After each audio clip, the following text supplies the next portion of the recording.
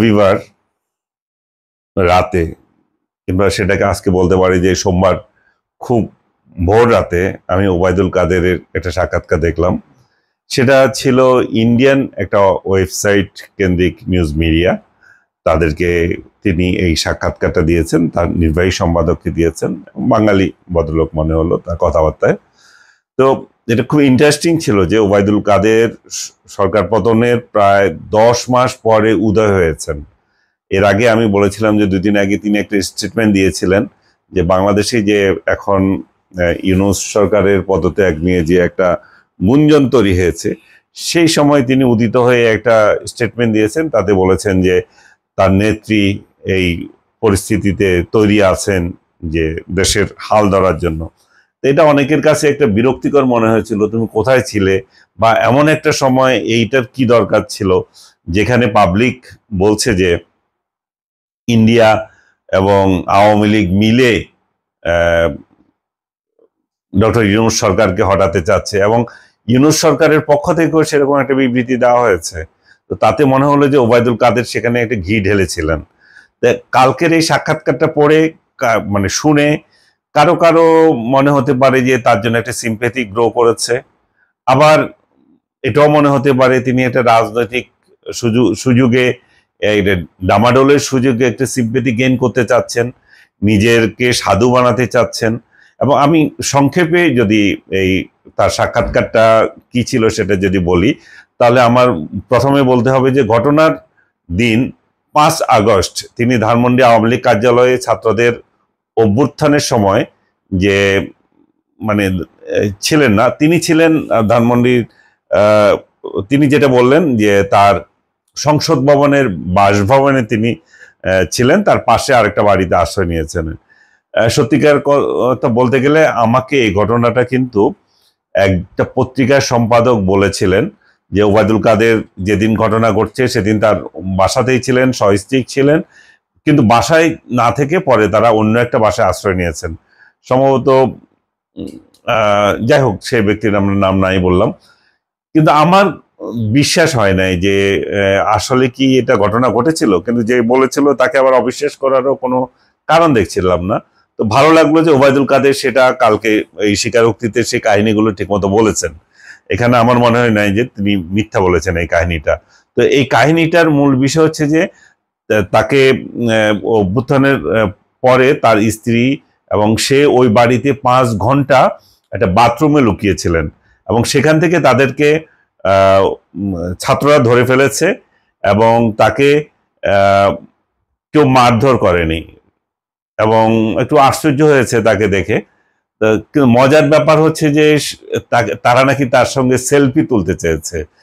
Selfie বাস ওবায়দুল কাদেরের সঙ্গে selfie তোলা তাদের খুব শখ হয়েছে, তারা তুলেছে, এবং তারা তাকে একটা বেবি ট্যাক্সিতে তুলে দিয়েছিল। সে বেবি ট্যাক্সি করে তারা কোথায় গেছে আমি জানি না। এবং ওই ছেলেগুলো তাকে, যে 2টা ছেলের কথা বললো, তার সাথে তার ওয়াইফকে একটা বেবি ট্যাক্সিতে তুলেছিল, এবং সেখানে তারা বলেছিল যে আমার চাচা চাচি অসুস্থ, তাদেরকে আমরা হাসপাতালে নিয়ে যাচ্ছি, এরকম একটা বয়ান ছিল। যাই হোক, এরপরে নাকি 3 মাস সে বাংলাদেশে লুকিয়েছিল কোনো একটা জায়গায় এবং অবজার্ভ করছিল ঘটনাবলী। এক জায়গায় আন্দোলন হচ্ছিল, সে আন্দোলনে কি করা যায়, তাদের সাথে কিভাবে যোগাযোগ করা যায়, গার্মেন্টস এবং অন্যান্য জায়গায়, সেটাও চেষ্টা করেছে। পরবর্তীতে এক পর্যায়ে তাকে শেখ হাসিনার সাথে যোগাযোগ হয়েছে। শেখ হাসিনা তাকে বলেছে যে চলে আসো, তুমি ইন্ডিয়াতে এসে চিকিৎসা নাও। যে প্রধানমন্ত্রী, তার ভাষায় যে প্রধানমন্ত্রী তাকে রাজনীতি বাদ দিয়ে লেখাপড়া করতে বলছেন, লেখালেখি করতে বলছেন, তার রাজনৈতিক জীবন নিয়ে, এই ঘটনাবলী নিয়ে একটা বই লিখতে বলেছেন। তো এবং আরো তিনি যেটা বলেছেন যে ভবিষ্যৎ নেতৃত্ব এবং দল, এই অবস্থানে সে বলেছিলেন যে আমাদের দলের মধ্যে অভ্যন্তরীণ কিছু গোলযোগ আছে, কামড়া কামড়ি তার ভাষায়, এবং সেখানে তার পদ নিয়ে অন্যরাও লালায়িত ছিল যারা। কিন্তু তিনি বলেন যে পদে থাকার ইচ্ছা তার আর এখন নেই, এটা দলেরই মানে চূড়ান্ত সিদ্ধান্ত নেবে কি হয় না হয়। এবং ভুল কিংবা আত্মসমালোচনা যে বিষয়টা, সেই প্রসঙ্গে তিনি বলেন যে আমার ভুল ত্রুটি থাকতে পারে, তবে কোন ভুল তা তিনি স্পষ্ট করেন নাই। ভারত থেকে ক্ষমা চাওয়ার প্রশ্ন তাকে যখন প্রশ্ন করা হলো, তখন বললো যে না, এখান থেকে কেন চাইবো, দেশে গিয়ে আমি ক্ষমা চাইবো এবং আমার আমার যা বলার আমি সেটা বলবো। ওবায়দুল কাদেরের এই সাক্ষাৎকার শুনে আমি যদি বলি একটু পর্যালোচনা যদি করতে যাই, এবং যেটা তাতে আমার মনে হয় এটা যেন একটা শীর্ষ রাজনৈতিক নেতার কথা নয়, একটা পরাজিত সৈনিকের আত্মসমর্পণের একটা চেষ্টা এবং একটা সিম্পেথি পাওয়ার একটা হালকা চেষ্টা এখানে বলতে পারি। যে মানুষ একসময় শেখ হাসিনার বিশ্বস্ত সেনাপতি বলে পরিচিত ছিলেন, আজ তিনি নিজেই বলছেন যে 5 আগস্টের বিক্ষুব্ধ ছাত্র জনতার ভয়ে তিনি 5 ঘন্টা স্ত্রী সহ একটা বাথরুমে লুকিয়েছিলেন। আসলে বাস্তবতাটাও এমন ছিল, আমরা কেউ আসলে বলতে পারিনি যে সে সময় বাহাদুরি করার মতো কিছু ছিলও না, প্রাণ বাঁচানোটা জরুরি ছিল, তিনি সেটাই নিয়েছেন। তো কিন্তু যদি আবার রাজনৈতিক দৃষ্টিতে দেখেন, এটা কি মানবিক দুর্বলতা না দীর্ঘ রাজনৈতিক ক্যারিয়ারের ব্যর্থতার প্রতীক? তাদের মতো লোকদেরকে কেন বাথরুমে লুকিয়ে থাকতে হবে? তিনি বলছেন যে এটি গণ অভ্যুত্থান নয়, এটা একটা লুটপাটের অভ্যুত্থান। হ্যাঁ, কিন্তু রাস্তায় তো আমরা যদি সেদিন দেখি, সেদিন তো লুটপাটের যেমন ছিল, তেমনি তো যে সমস্ত তরুণ যারা এই এই সরকারকে পতন ঘটিয়ে নতুন একটা সূর্য উদয় করতে চায়, তারাও তো ছিল। তাদেরকে তো আপনি অস্বীকার করতে পারবেন না। এবং যে ছেলেগুলো উনাকে যান বাঁচালো, তারাও তো লুটপাটের লোক আপনি বলতে পারবেন না। শুধুই যে লুটপাট তাদের মানসিকতায় যদি থাকতো, তাহলে তারা তাকেও জিম্মি করতে পারতো, তাকে কেন ছেড়ে দিল? তো ঢালাওভাবে সবগুলোকে অভ্যুত্থানের সঙ্গে জড়িত, সবাইকে যে লুটপাটের সঙ্গে জড়িত ছিল, সেটা আমার মনে হয় একটু এক্সাজারেশন হয়ে যাবে। এবং এই বাস্তবতা থেকে অস্বীকারের মানে হচ্ছে জনগণের বার্তা না বোঝা। ওবায়দুল কাদেররা দীর্ঘদিন জনগণের বার্তা বুঝেন নাই, এখনো যে এরা বার্তা বুঝতেছে আমার ব্যক্তিগতভাবে মনে হয় না। এদের এখনো স্বপ্ন হচ্ছে যে মানুষ এদেরকে এনে বসিয়ে দেবে। ক্ষমতা এত সহজ হয়ে গেছে যে এত কাহিনীর পরেও তাদেরকে নিয়ে আসবে, তাদের কোনো রিগ্রেট নাই, তাদের কোনো মানে অনুশোচনা তাদের কণ্ঠের মধ্যে নাই। এবং প্রধানমন্ত্রী নাকি তাকে বলছেন যে এসব বাদ দিয়ে লেখালেখি করতে। তো করেন লেখালেখি, আপনি আবার মিডিয়াতে আসেন কেন, কথা বলতে আসেন কেন? কোন সাহসে, কোন মানে কি বলবো, আপনি এই আবার এখানে সাধারণ সম্পাদক হিসাবে পরিচয় দেন? সাধারণ মানুষ নয় শুধু, যারা অভ্যুত্থানের সঙ্গে জড়িত তারা নয় শুধু, আমি মনে করি যে আমি দেখি যে ওবায়দুল কাদেরকে আমি ওদিন যখন আমি একটা পোস্টে দিলাম তাকে নিয়ে, বলছে যে ওকে আমরা পেলে পিটাবো। তার মানে কি? কেন পিটাবে? কারণ হচ্ছে শেখ হাসিনা 3 বার তাকে জেনারেল সেক্রেটারি করেছে। সে তার দলের নেতা কর্মীদের কি হারে যে অবজ্ঞা নির্যাতন করেছে সেটা বলার বাইরে। সে তার চক্র নিয়েছিল, অন্যদেরকে তুচ্ছ তাচ্ছিল্য করেছিল, দলটা কিভাবে যাবে, বড় হবে, সরকার কিভাবে চলবে, সেগুলোর ব্যাপারে তার কোনো ইয়ে ছিল না।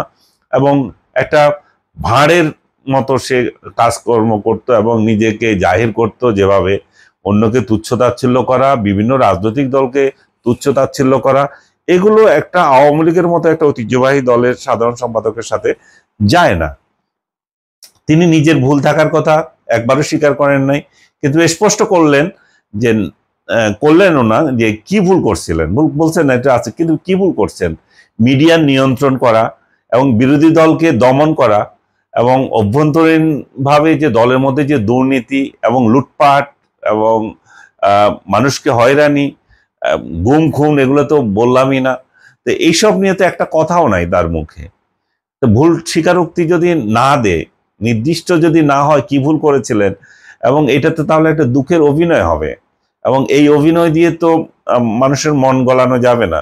আমি স্বীকার করি শেখ হাসিনার এখনো জনপ্রিয়তা আছে, লোকজন এখনো তার কথা বলে, তার শাসনের কথা বলে, কিন্তু তার মানে এই নয় যে তাকে এনে ক্ষমতায় বসিয়ে দেবে। তাকেও যদি ক্ষমতায় আসতে হয় তাহলে জনগণকে রিড করতে হবে, জনগণের কাছে ভুল স্বীকার করতে হবে। ভুল স্বীকার করাতে কোনো আমি মনে করি না দোষের কিছু আছে। তো এইগুলো যখন তার সাক্ষাৎকারে ছিল না এবং কোনো আত্মসমালোচনা ছিল না, কেবল এককালের ক্ষমতাধর নেতার নীরব এটা প্রস্থান হিসাবে আমরা ধরে নেব। এবং তার সে যে বলল যে আমাকে ইয়ে করতে বলছে, কি বলে, লেখালেখি করতে বলছে, ওই লেখালেখি নিয়ে তাকে ব্যস্ত থাকতে হবে। আমরা দেখলাম না তার সাহসিকতা, দেখলাম শুধু করুণা। আসলে সময়ের চাকা ঘুরতেছে, যারা জনগণকে ভয় পায় তাদের গোপন বাথরুমেই শেষ পর্যন্ত আশ্রয়স্থল হয়ে ওঠে। আমি মনে করি ওবায়দুল কাদেরের বাকি জীবনটাই ওই বাথরুমেই কাটাতে হবে, জনসমক্ষে আসার মতো তার পরিস্থিতি সৃষ্টি হবে না। সবাইকে ধন্যবাদ যারা এতক্ষণ দেখছিলেন। জানি না আপনাদের পছন্দ হচ্ছে কিনা কথাবার্তা, বাট আমি মনে করি যে আমার দৃষ্টিভঙ্গিতে আমি যেটা মনে হয়েছে সেটাই আমি বলেছি। আমি মনে করি যে এই দলটাকে ডুবানোর ক্ষেত্রে শেখ হাসিনার যে অবদান, এবং তার সঙ্গে সমপর্যায়ে নয় শুধু, তার দ্বিগুণ অবদান এই ওবায়দুল কাদেরদের মতো ব্যক্তিদের, যাদের হাতে উনি ক্ষমতা দিয়েছিলেন, যাদেরকে উনি ভরসা করেছিলেন। যিনি ওবায়দুল কাদের আবার একটা অস্বীকারও করছে যে তার বিরুদ্ধে যে প্রধান অভিযোগ ছিল এই আন্দোলনের সময় যে ছাত্রলীগ লেলিয়ে দেবে সে, এখন বলছে না আমি তো ওইভাবে বলিনি। আমি কি বলেছেন? আমি বলেছি ছাত্রলীগই যথেষ্ট। ওকে, যে সমস্ত হাঙ্গামা চলছিল তখন, যেই আপনার এটাকে বলে ধ্বংসলীলা চলছিল, সেই প্রেক্ষিতে আপনি বলতেই পারেন, কিন্তু সেই প্রেক্ষিত পর্যন্ত আপনাকে যেতে হলো কেন? আপনি কেন একটা রাজনৈতিক দলের প্রধান কর্তা হয়ে এই ছাত্রদের সাথে বসতে পারলেন না? আপনি বলবেন ষড়যন্ত্র হেন তেন, কিন্তু আপনার উদ্যোগ কোথায়? আপনার দলের অন্য কারো উদ্যোগ কোথায় ছিল? আপনার দলের তথ্যমন্ত্রী আপনি দুইজনই কথা বলেছেন, কই আপনারা তো তাদের সঙ্গে বসে কথা বলেন নাই, তাদেরকে ডাকেন নাই। আপনাদের প্রধানমন্ত্রী, যিনি আপনাদের দলীয় নেত্রী, তিনিও তো তাদেরকে ডাকতে পারতেন। কিন্তু যখন সব শেষ হয়ে গেছে তখন এই সমস্ত গল্প বলে তো মানুষের সিম্পেথি পাওয়া কঠিন হবে। আপনাদের যদি আসতে হয়, আপনারা যদি আবার ক্ষমতায় আসার স্বপ্ন দেখেন, সেটা হচ্ছে বাংলাদেশের মানুষ চূড়ান্ত বিরক্ত হয়ে আপনাদেরকে ডেকে আনবে, কিন্তু আপনাদের কোনো মহিমায় তারা আপনাদেরকে ডাকবে না। আবার ধন্যবাদ সবাইকে দেখার জন্য।